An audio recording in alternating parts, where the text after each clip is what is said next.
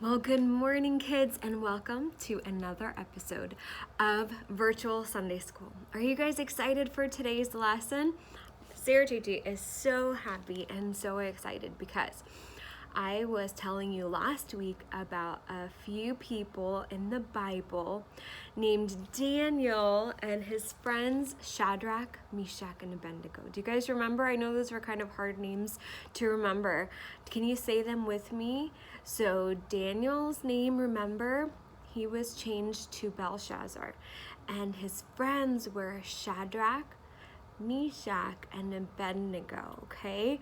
These are very important names to remember because this week we are going to learn about another story of what happened to them while they were in Babylon. Remember last week I was telling you they were taken from their homes and away from Jerusalem, and they were Hebrew boys, and they were taken into a strange place called Babylon, where, remember can you guys tell me who the king of Babylon was at that time? He was an evil man. He took children and boys as slaves, strong boys, so that they could be his servants.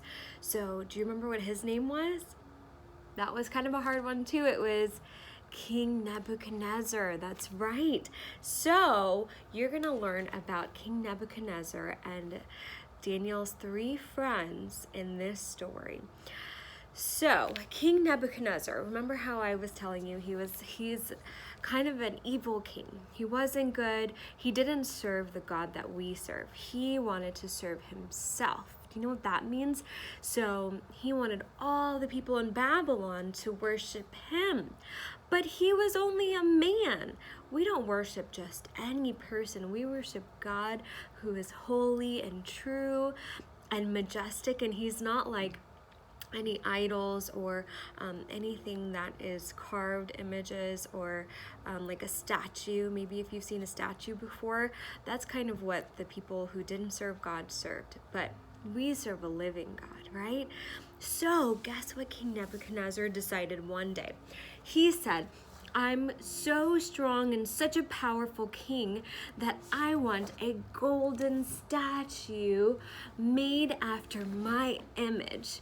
And if you guys remember what one of the 10 commandments are, maybe you've learned the 10 commandments before, but one of the 10 commandments said, do not serve any other God. That means no idols, no other carved images, no statues except the Lord God that we serve. So look what King Nebuchadnezzar decided to do. I don't know if you guys can see. I'm not showing you a very good picture. But this was the golden image, and you can see how small these people are, and that golden image was very large and it was huge for all the people to see, and King Nebuchadnezzar just wanted everyone to know how powerful he is and how he was such a strong and important person.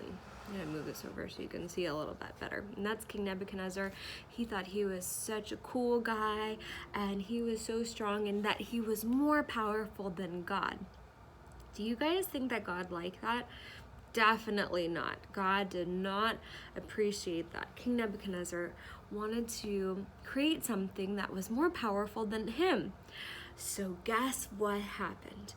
King Nebuchadnezzar commanded all the people in Babylon and everybody living there, including all the Jewish people or the Hebrews, he said, everyone needs to bow down before this golden statue because I am God and everyone needs to bow down. I'm gonna make sure there's lots of music being played, and as soon as the music starts, everyone needs to come over to this statue and they need to bow down to it. So guess what? As you can see, all the people below in this picture, this part of the picture, are bowing down to King Nebuchadnezzar's golden statue. So, do you think God liked this happening? Maybe not. Definitely not. But look who is standing here. Can you tell me who you think those three men are that are not bowing to the golden statue? That's right, it's Shadrach, Meshach, and Abednego. Those are Daniel's friends, and they are not bowing down to King Nebuchadnezzar's golden statue. Do you know why? Because they believed in God. That's right. So, what do you think King Nebuchadnezzar felt about this? He was pretty upset. He was like, no way. That is not happening. Everybody has to bow down. And did you know that the punishment for not bowing down to the golden statue, King Nebuchadnezzar said, I'm going to throw you into a fiery furnace. Do you know what that is? You guys probably never even seen a fiery furnace. Basically, imagine, maybe you've seen a fireplace before. Imagine a huge fireplace that has the fire inside of it, and maybe your mom and dad told you when you were around a fireplace before, don't go close to the fireplace because that's what's gonna happen. You're gonna get burned. Or maybe they told you not to touch the stove. Hey Daniel, don't touch the stove. Hey Sarah, make sure you don't touch the stove. Nathaniel, don't get too close to the fire. Did your mom and dad maybe tell you that before? So that means that fire is very dangerous and you can't go anywhere near it, otherwise you're going to get burned. But King Nebuchadnezzar didn't care about that. He wanted the people who are not following his orders to bow down to the golden statue. He wanted them to get hurt and he wanted them to die in the fire. So you can see King Nebuchadnezzar was not a very nice king. He was so evil. And he saw that Shadrach, Meshach, and Abednego were not bowing down to his statue. So do you know what he said to them? He said, hey, you 3 Hebrew boys, I'm going to give you one more chance to bow down to my golden image and this statue. And if you don't do that, you're going to be in some serious trouble. And guess what Shadrach, Meshach, and Abednego said to King Nebuchadnezzar? They said, you know, King Nebuchadnezzar, we understand that your rules are if we don't bow down to this statue, that you're going to throw us in the fiery furnace. Well, guess what? We serve a God who's going to protect us, and we know that he's going to save us. But listen to this part.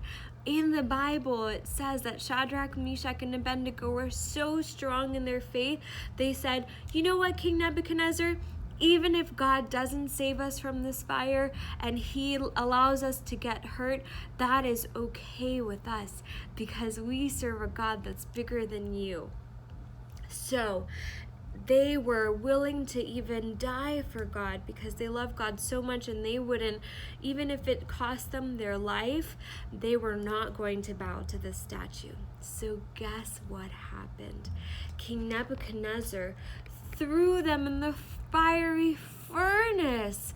So guess what? They even said, King Nebuchadnezzar was so angry. He said, I hate this God that you serve, and I'm so mad at you guys. You don't even want to bow down to my statue. I'm going to make this furnace even hotter. He made it 7 times hotter than it usually was. So he knew for sure those men were going to die in the fire. And do you want to know what happens? So King Nebuchadnezzar threw the men in the fire, and how many people were there? There were Shadrach, Meshach, and Abednego. How many men are those? 3 men, right? And you know, when the servants pushed the men into the fire, they were tied up and they had ropes around their hands and feet, so somebody had to push them inside. Even the servants that pushed them inside, they were burned, and they probably died too because the fire was so hot and you can feel it on your face. It was burning. But when King Nebuchadnezzar threw the 3 men in and he looked inside a little bit closer, guess who was there with them? How many people do you see? 1, 2, 3, 4 people were standing in the fire. What? King Nebuchadnezzar looked, and he had to look really close because it was so hot and his eyes were burning, and he said, wait a minute, we only threw 3 people in there. And now I see a fourth person, and this person appears to be like a god or something. He's like shining, and we're not really sure. The Bible says it was like a godlike person. We don't know if it was Jesus he sent or an angel to protect Shadrach, Meshach, and Abednego, but he sent a fourth person. And remember how I told you they had ties all around them, and the rope was tied around their hands and their feet? Do you see the rope around them now? No, the ropes were burned off, but you can see that they were all safe. Shadrach, Meshach, and Abednego and this angel man, their clothes were not burned. They were safe in the fire. Wow, that must have been so amazing. So guess what King Nebuchadnezzar said? He said, this was such an incredible thing that happened. You can see that the men are safe here now, and that King Nebuchadnezzar said to them, I have never seen anything like this before.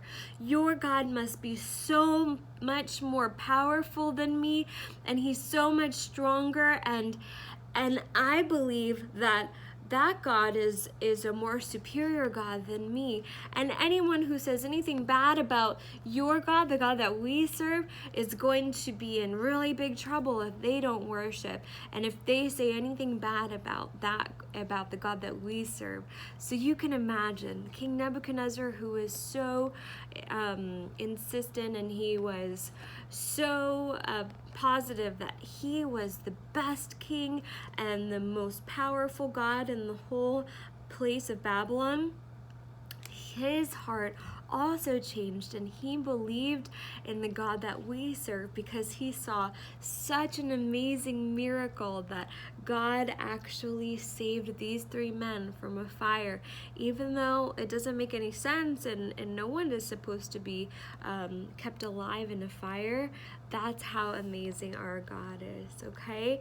So what I want you guys to take away from this lesson is that, you know, we may not see like golden images like this very often, and maybe you've never seen anything like this before. Maybe you've seen a big statue, but maybe you haven't seen anyone worshiping an idol like that. But there are some people who worship idols like this, and like golden statues or something like that. But maybe in your life, an idol doesn't have to be, you know, a statue like this.